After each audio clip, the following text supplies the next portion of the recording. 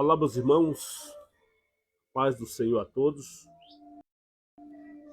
Estamos de volta com o nosso comentário sobre o livro de Gênesis. Nós iremos meditar sobre os capítulos 3, 4 e 5. A corrupção total do gênero humano. Como nós sabemos, a história bíblica, o homem terminou caindo, falindo espiritualmente. E nisto, toda a humanidade se corrompeu e se transformou nisso que nós conhecemos, experimentamos e vivemos no dia a dia.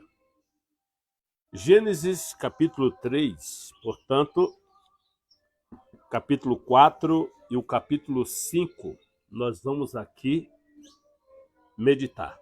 Pois bem, nesta sessão, a Bíblia nos mostra, descreve a corrupção de todas as coisas, como o pecado afetou o ser humano e, consequentemente, a própria natureza.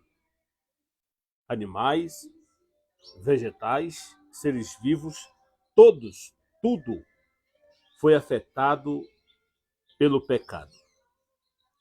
No capítulo 3 e no versículo 1 ao 24, nós temos aqui a desobediência do primeiro homem, a desobediência de Adão, que, desobedecendo às regras impostas por Deus, terminou se envolvendo com o fruto que Deus havia proibido para o casal.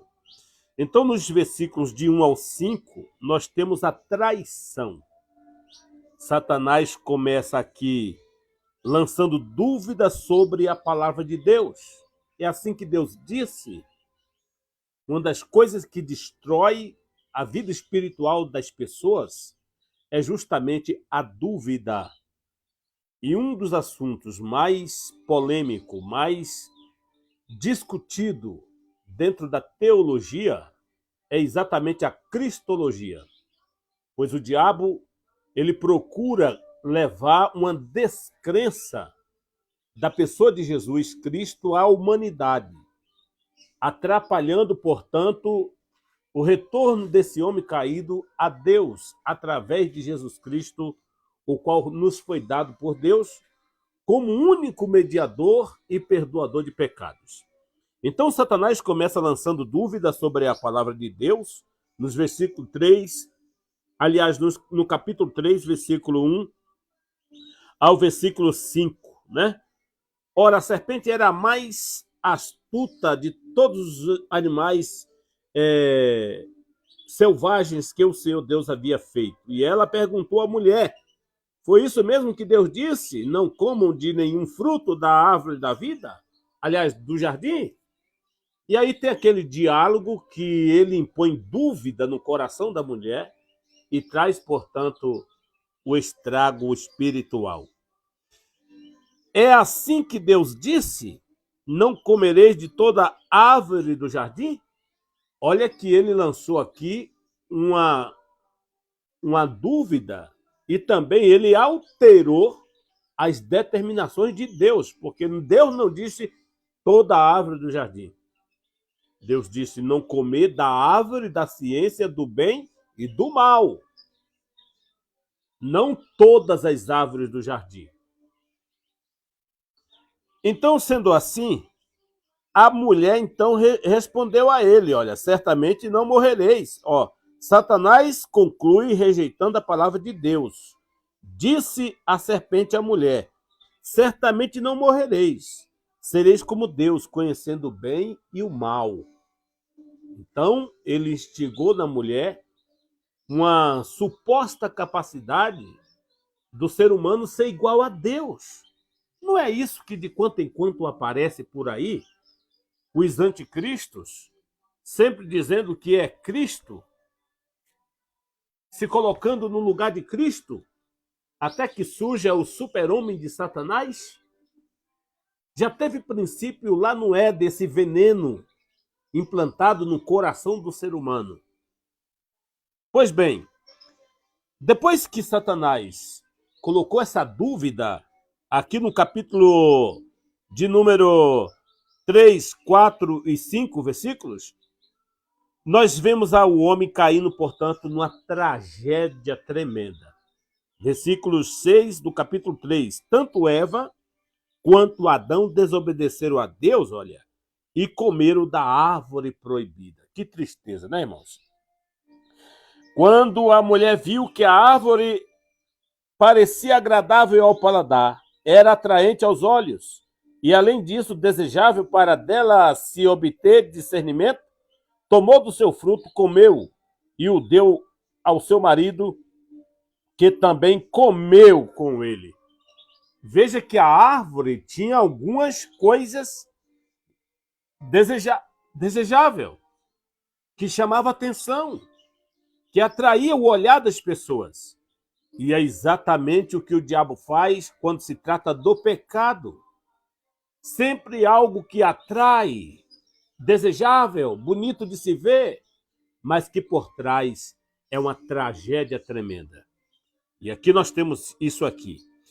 Sendo assim, nós temos aqui nos capítulos 3, versículos 7 ao 8, algumas coisas relatadas semelhantes com relação a Adão.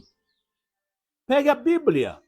Nós não vamos ler aqui texto por texto para o vídeo não ficar muito extenso. Mas nós temos aqui, primeiro, o engano de Adão, versículo 7, versículo 8. Ele procura aqui cobrir a sua nudez depois que comeu. Se afastaram de Deus, se esconderam. Alguém pode se esconder de Deus? Evidentemente que não. Então ele se escondeu, foi o engano dele tremendo, tentando cobrir a sua nudez, fazendo cintas de folhas de figueira. Esconde-se entre as árvores, achando que assim poderia escapar de Deus. Eu quero que você confira na sua Bíblia, capítulo 3, versículo 7 e versículo 8. Os olhos dos dois se abriram e perceberam que estavam nus. Então juntaram folhas de figueira para cobrir-se, olha. E ouvindo o homem, a sua mulher, os passos do Senhor Deus que andava pelo jardim, quando soprava a brisa do dia, esconderam-se da presença do Senhor, Deus dentre as árvores do jardim. Mas de Deus ninguém se esconde. E até hoje o homem sempre procura se pôr em fuga quando comete um crime, quando desobedece às leis divinas, quando comete um suicídio, quando rouba, quando faz qualquer coisa. O que o homem faz? Foge. E da presença de Deus, ninguém consegue fugir. Ninguém consegue escapar. Então esse foi o engano de Adão, que está aí nos versículos 7 e versículo 8 do capítulo 3. Sendo assim, nós vemos aí o desespero de Adão, versículo 9 ao 11. Ele reconhece seu medo e sua nudez diante de Deus. E aí ele entra em desespero. Olha o que diz o texto sagrado aí, ó, 9 ao 11. Mas o Senhor Deus chamou o homem perguntando: onde está você, rapaz? E ele respondeu: ouvi teus passos no jardim e fiquei com medo, porque estava nu, por isso me escondi. E Deus perguntou: quem lhe disse que você estava nu? Você comeu do fruto da árvore que lhes proibi de comer? O desespero do homem. E o pecado sempre causa isto: fuga, desespero, engano, e leva o homem sempre a se afastar do seu Criador.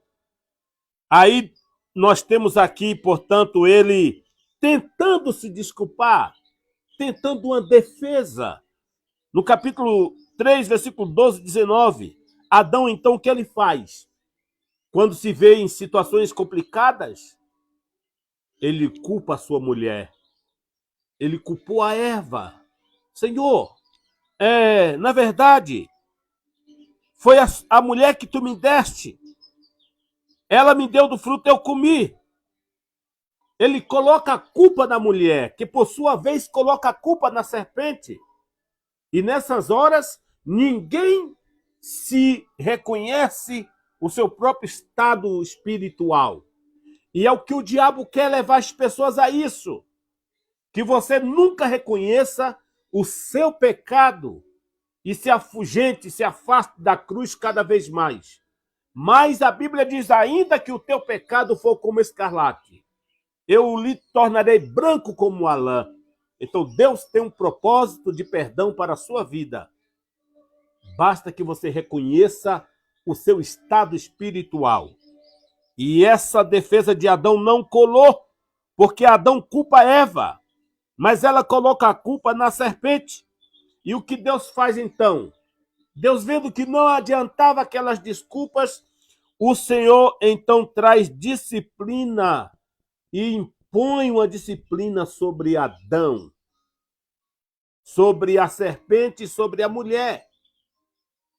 Por isso, nos versículos 14 ao 19, Deus monta seu tribunal divino no Éden e impõe as seguintes penas ali.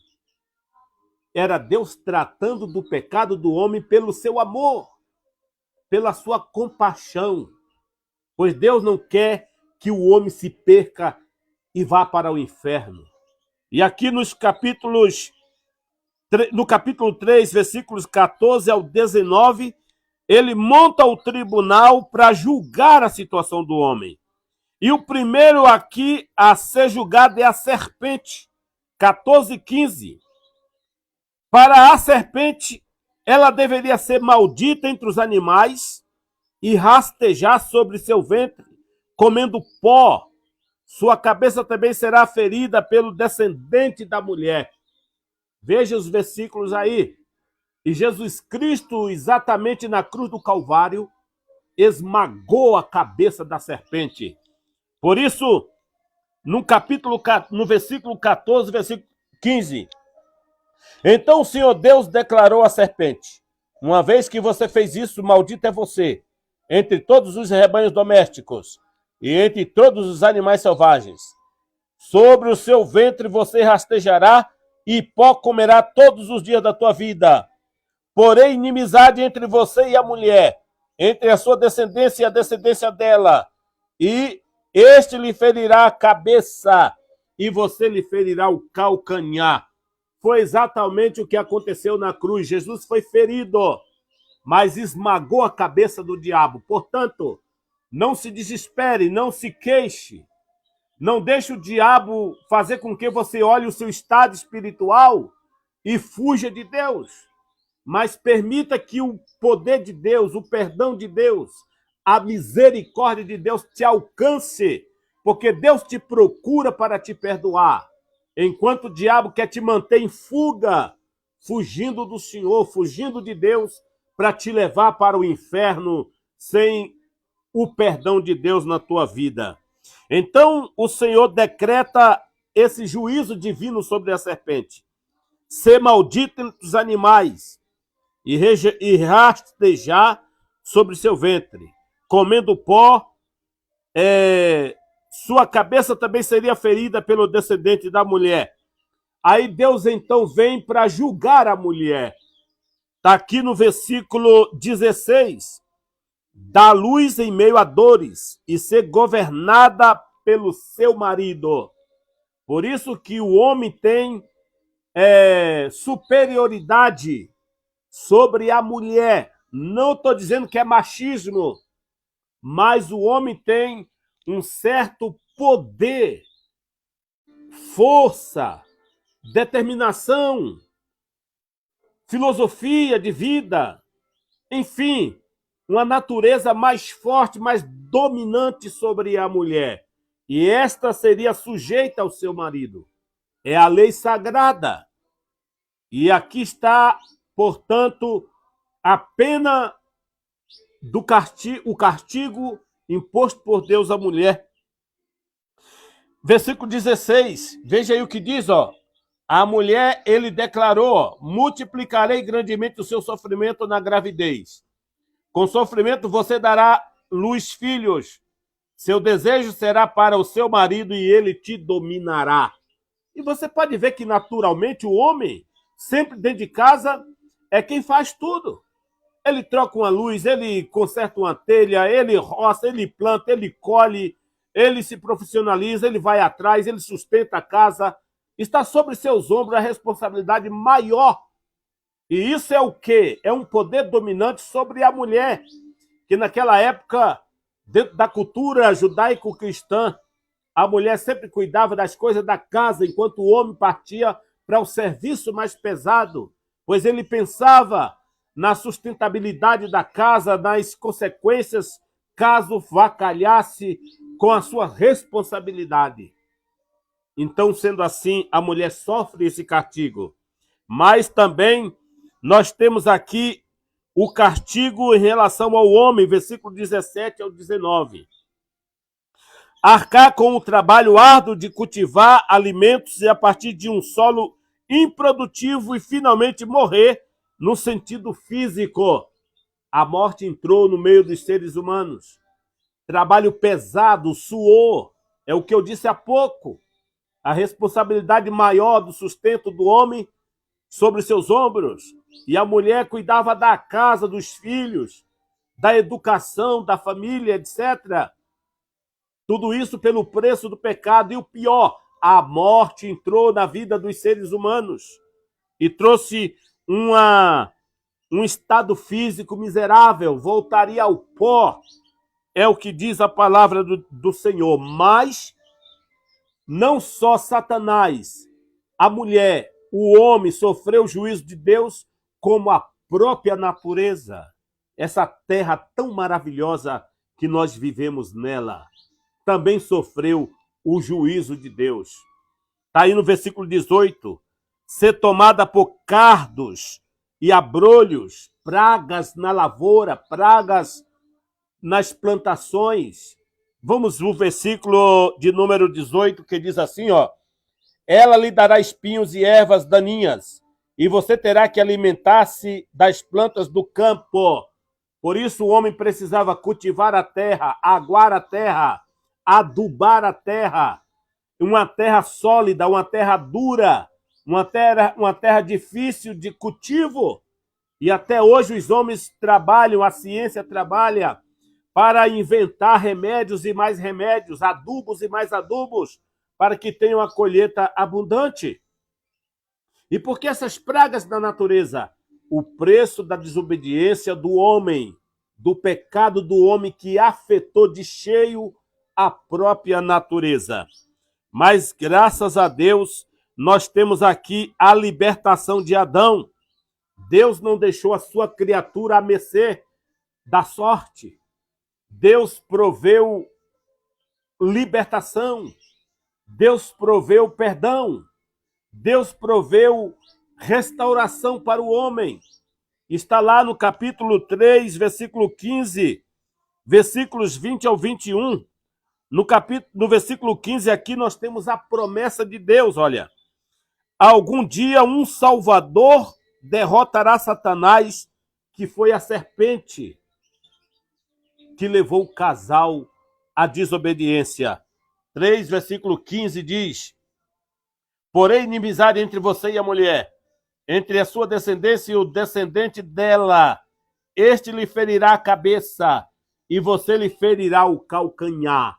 Então haveria de vir um ser humano que nasceria da mulher, morreria na cruz do Calvário, esmagaria a cabeça do diabo e, enfim, seria ferido também. E Jesus foi exatamente ferido na cruz do Calvário, ferido por causa dos nossos pecados. Mas como nós conhecemos a história, Jesus Cristo, Rei dos Reis e Senhor dos Senhores, o Logos de Deus, o Cordeiro de Deus, o servo sofredor, o perdoador de pecado, aquele que tranquiliza a alma, refrigera a alma, perdoa a alma, que enche a alma de alegria. Este venceu o pecado, venceu Satanás e a fúria da natureza. E nós em Cristo temos segurança total do seu perdão. Mas assim como Deus proveu uma promessa de salvação, a provisão, versículos 20 e 21, depois que Adão dá nome à sua mulher, Deus os veste com pele de animais. Vendo o homem nu, coberto de folhas de figueira, Deus disse: isso não cobre seu pecado, Adão. Eu vou prover um meio de sacrifício que vai cobrir provisoriamente o seu estado lamentável, até que o semente da mulher nasça. E na cruz, ele então tira para sempre o seu pecado e o pecado do próprio universo. E foi o que o Cordeiro de Deus fez. Tirou o pecado do mundo. Mundo, homem e universo. Porque só em Cristo é possível o perdão do pecado. Mas aconteceu uma coisa. O homem, no seu estado de pecado, que ele estava ali no Éden, ele foi preciso ser expulso do Éden. Ser tirado daquele lugar de maravilha, de delícia. Foi tirado do paraíso. Capítulo 3, 22 ao 24, nós temos aqui a manifestação da graça, meu irmão. A expulsão do homem do paraíso foi uma reação da graça divina, uma reação da graça de Deus. Pois bem, versículos 22 ao 23, Deus os remove do jardim para que não comam da árvore da vida e vivam eternamente em seu estado de pecado. A árvore da vida estava ali presente. Por isso que um dia nós, os salvos em Jesus Cristo, comeremos da árvore da vida e teremos vida eternamente. Isso é uma maravilha da parte de Deus. Pois bem, Deus, tirando do paraíso, Deus então coloca guardas na porta do paraíso. Está aí no versículo 24. Deus coloca seres angelicais com espadas refulgentes à entrada oriental do Éden, para manter Adão e Eva fora dali, e somente através do sangue de Jesus Cristo, da fé, da sua entrega a Jesus Cristo, com o próprio Cristo, você retornará ao seu lar eterno de origem. Glória ao nome do Senhor. Por isso a importância de Jesus Cristo na vida. Você que rasga a Bíblia, ignorante, estúpido, maligno, é o livro santo que aponta o seu estado espiritual, mas também aponta a graça, o resultado final, que é Jesus Cristo que tira o seu pecado e te dá de volta ao paraíso para você morar eternamente ali.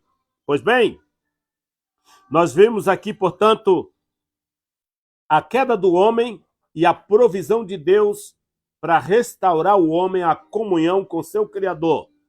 No capítulo 4, versículo 1 ao 26, nós temos aqui o testemunho de Abel. Nós vamos analisar agora o testemunho de Abel. Abel, o filho piedoso de Adão. Você sabe que Deus deu a ele e a ela o poder de procriação. E eles estavam agora na expectativa de um homem que poderia resgatar a sua situação do estado de pecado. E aí começa então a vir a humanidade. Nasce Abel. E Eva ficou muito feliz com o nascimento de Abel. Talvez na sua mente ela imaginaria que seria o homem que restauraria a situação espiritual do casal. Por isso, Abel foi o filho piedoso do casal. Ele é um pastor que, de forma obediente, oferece um animal como sacrifício a Deus. Versículos 1 e 2 do capítulo 4. Adão teve relações com Eva, sua mulher, e ela engravidou e deu à luz Caim. Disse ela, com o auxílio do Senhor, tive um filho homem. Depois voltou a dar à luz, versículo 2, e teve a Abel, o irmão dele. Caim foi maligno Como você conhece a história, Abel foi piedoso, era um homem do altar, que oferecia sacrifícios agradáveis a Deus no altar. E aqui, então, Deus começa a trabalhar na vida desse rapaz, que teve uma vida muito curta. E o casal, os pais, ficaram ali na expectativa, né? Caim, o filho ímpio, 3, capítulo 4, 3 ao versículo 26. Pois bem, como Abel foi um filho piedoso, Caim foi um filho ímpio, foi o apóstata da família. Que tristeza! Deus recusa o sacrifício de Caim, mas insta com ele para que ofereça o sacrifício aceitável. Está lá no versículo de número 3, olha. A palavra diz: passado algum tempo, Caim trouxe do fruto da terra uma oferta ao Senhor, mas o Senhor não aceitou aquela oferta, pois não foi uma oferta do agrado do Senhor, que não havia ali a presença do sangue. Sangue é vida. Ele levou o fruto da terra, mas levou de qualquer jeito. Ofereceu de qualquer jeito. E as coisas para Deus não são dessa forma, oferecida de qualquer jeito. Por isso, ele ficou irado. Deus recusa o sacrifício de Caim, mas insta com ele para que faça a coisa certa, que faça o sacrifício aceitável. Mas Caim não preferiu receber a determinação de Deus. Pelo contrário, descaiu o seu semblante, ficou angustiado, ficou irado. Entendeu? E aí o que ele faz? Ele parte então para o assassinato do seu irmão. O que pode se esperar de um homem irado? O que pode se esperar de um homem furioso? De um homem entregue à raiva? Ele nunca procura fazer as coisas certas, mas prefere ir para o caminho da estupidez, da ignorância, e comete loucuras. E foi exatamente isso que ele fez. Ele então comete o crime, um assassinato, o crime de Caim. Num repente de raiva e inveja, Caim então mata Abel. Versículo 8 do capítulo 4. Disse, porém, Caim a seu irmão Abel: vamos para o campo. Quando estava lá, Caim atacou seu irmão Abel e o matou friamente. Resultado do pecado, quando o homem rejeita a Deus, é tomado por fúria, por raiva, por inveja, por vingança. É por isso que o Brasil está nesse índice de criminalidade que não baixa nunca. Governos criminosos, criminosos nas periferias, criminosos no Congresso, criminosos nas mansões, nos casebres, nos bairros nobres, nos bairros de favela, criminosos por toda parte. Isto é o resultado do homem que se afasta do seu Criador e não reconhece o seu estado de pecado. Mas o que é que acontece aqui? Deus traz uma maldição sobre Caim. No versículo 9 ao 12, ele se torna um fugitivo e errante pela terra. 400 anos errante pela terra, em consequência do seu pecado. Nesse ínter de tempo, a humanidade se desenvolve. E quando ele cumpre a sentença de Deus, que chega em Nod, já há ali um povoado, pessoas habitando ali. E, evidentemente, provavelmente, ele casou ali com a sua própria irmã.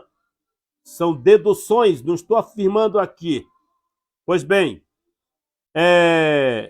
a maldição de Caim, ele se torna fugitivo. Aí vem a reclamação de Caim, versículos 13 a 16. Ele teme quem o encontre e o mate. Para evitar isso, Deus coloca um sinal de advertência aos que poderiam tentar matá-lo. Aí o que acontece? Caim casa-se com uma mulher que provavelmente é uma de suas irmãs. Agora, o que mais é interessante aqui é que Deus põe uma proteção em Caim. Deus põe um sinal em Caim. E as pessoas eram proibidas de tocar nele. Olha o amor de Deus como é imensurável. Se Deus é capaz de proteger um ímpio, maligno, homicida, que matou o próprio irmão, e Deus protege esse homem, dando uma oportunidade de salvação para ele mais tarde, o que Deus não faria com o pior assassino dos nossos tempos? Por isso, a política da ressocialização de criminosos. Por quê? Porque há possibilidade de mudança, sim. E segundo a psicologia, o psicólogo sabe se uma pessoa está de fato apta para a ressocialização. Se Deus dá a oportunidade a um criminoso, por que nós, políticos brasileiros, não faz a mesma coisa? Tem que fazer. Porque essa crítica na juíza que deu cobertura para um assassino, a quente, um paletó, se preocupou com ele, claro, tem seu lado positivo, mas dentro da situação que o Brasil vive hoje, tem o seu lado negativo, deve ser estudado esse tipo de comportamento e não criticado. Pois bem, nós temos aqui o Arquiteto, capítulo 4, 17 a 24. A engenhosa sociedade fundada por Caim. Quando ele chega em Nod, ele edifica logo uma cidade ali. Começa então o homem convivendo em cidade, não em caverna, como diz a história maldita por aí, do homem sábio. O homem sempre foi um ser inteligente, capaz. Capítulo 17, versos 20, capítulo 4, versos 17 ao 22. Caim edifica a primeira cidade da história e põe o nome do seu filho nela. Seus descendentes são os primeiros a habitar em tendas. Caim edifica a primeira cidade da história. Seus descendentes são os primeiros a habitar em tendas e a possuir gado. São também os primeiros músicos e artífices de metais. Foram os filhos de Caim. A descendência de Caim inventou a música, inventou instrumentos de lavoura, instrumento para o bem, mas o pecado levou a usá-los para o mal. Espada, facas, punhais, armas bélicas da época. Tudo foi inventado pela geração de Caim. Cidades, pessoas aglomeradas em cidades, e a malignidade dentro da cidade, dentro do urbanismo. Tudo veio da descendência de Caim. Nós temos aqui a traiçoeira sociedade fundada por Caim, capítulo 4, 23 ao 24. Eles praticam a poligamia e se entregam à violência. Foi terrível. A Bíblia diz que Caim teve 2 mulheres, Nirode, Abimeleque. A bigamia foi instituída naquela sociedade pagã. E também a criminalidade. Os homens se tornaram violentos, assassinatos, crueldades, não tinha respeito à criança. Nirode, por exemplo, Abimeleque, matou uma criança por pisar no pé dele, que mostra onde foi o grau de periculosidade do ser humano, de estupidez, de crueldade dentro da família de Caim.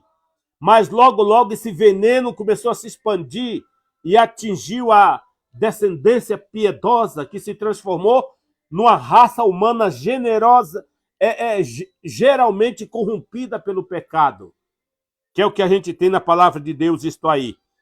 Então, Sete foi o filho concedido a Deus. Como Abel foi morto, Eva voltou a engravidar-se e nasceu mais um filho chamado Sete.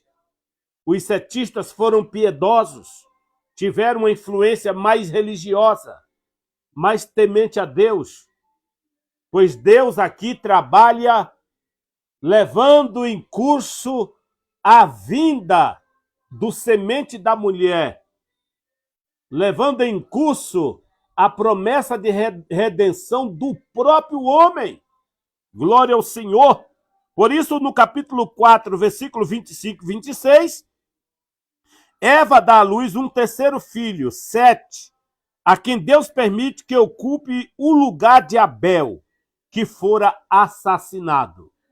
E aqui nós vemos, portanto, em Sete, um comportamento mais piedoso, diferente de Caim.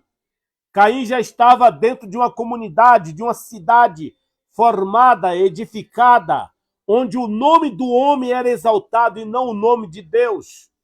Mas estava lá, seguindo o seu curso.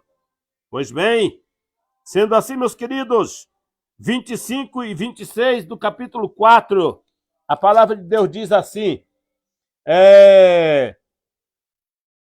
novamente Adão teve relações com sua mulher, e ela deu à luz outro filho, a quem chamou Sete, dizendo, Deus me concedeu um filho no lugar de Abel, visto que Caim o matou. Também a Sete nasceu um filho a quem deu o nome de Enos. Nessa época começou-se a invocar o nome do Senhor. Começou o culto a Deus, o verdadeiro culto a Deus. Começou com Enos, filho de Sete, Sete filho de Adão, que veio no lugar de Abel. E aí veio o quê? Duas descendências na terra. Os filhos de Deus, através de Sete, e os filhos dos homens, através de Caim. Se essa lógica é certa, os gigantes que vieram à terra foram relações dos filhos de Deus, que caíram, que cederam à tentação do pecado, a descendência de Abel, de Sete, com a descendência de Caim, que geraram aqueles homens gigantes na terra.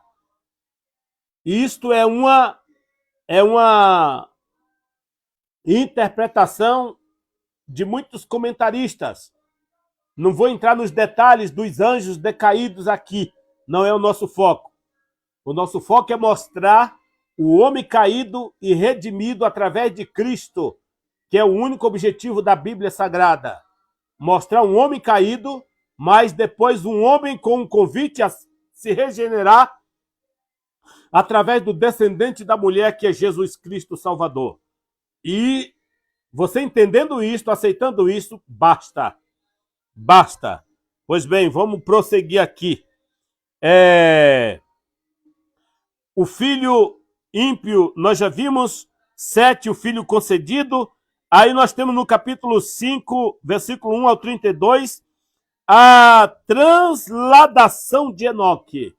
A humanidade desenvolveu-se, as duas linhagens na terra, filhos de Deus, filhos dos homens, e os homens piedosos em destaque, e entre eles Enoque.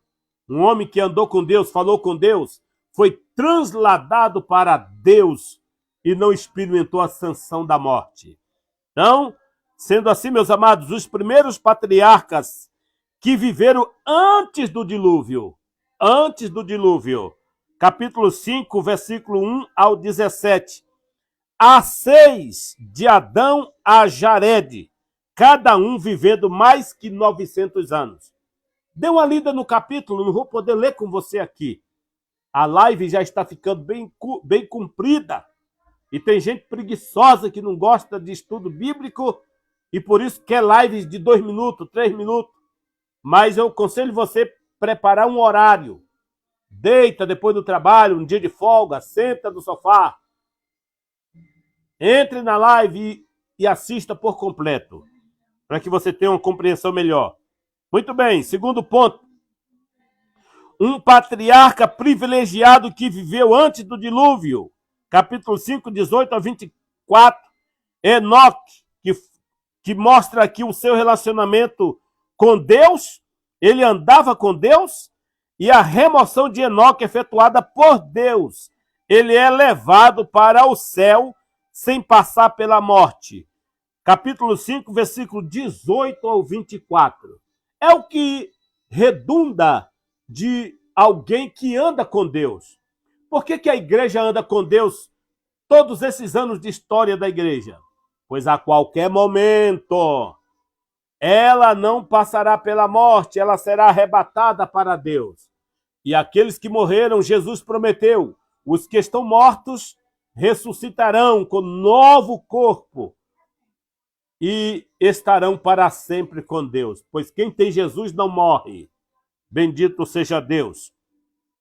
Então nós temos Enoque aqui com seu relacionamento com Deus e sua transladação para o céu. No terceiro ponto, nós temos os últimos patriarcas que viveram antes do dilúvio. Capítulo 5, 25 a 32. Há 4 deles aqui. Enoque a Noé, de Enoque a Noé. Um deles foi Matusalém, que viveu 969 anos. É mole uma coisa dessa? Tornando-se o recordista de idade de toda a raça humana. Outro foi Noé, e Noé teve 3 filhos, Sem, Cão e Jafé. E através da família de Noé, Deus então forma uma nova humanidade na Terra. Mas isto nós veremos na próxima live, no próximo estudo. Espero que essa palavra tenha servido para você como uma forma de um esclarecimento simples a respeito do capítulo 3 ao 5 do livro de Gênesis. Depois voltaremos, portanto, ao capítulo 6 ao 10 do mesmo livro, estudando aí a palavra do Senhor. Deus lhe abençoe. Compartilhe essa palavra. Dê um joia. Deixe o seu comentário aqui. E isso nos incentiva a continuar. A paz do Senhor Jesus fica com vocês, a graça do Senhor, e lembre-se, o livro de Gênesis aponta o Cordeiro que tira o pecado do mundo.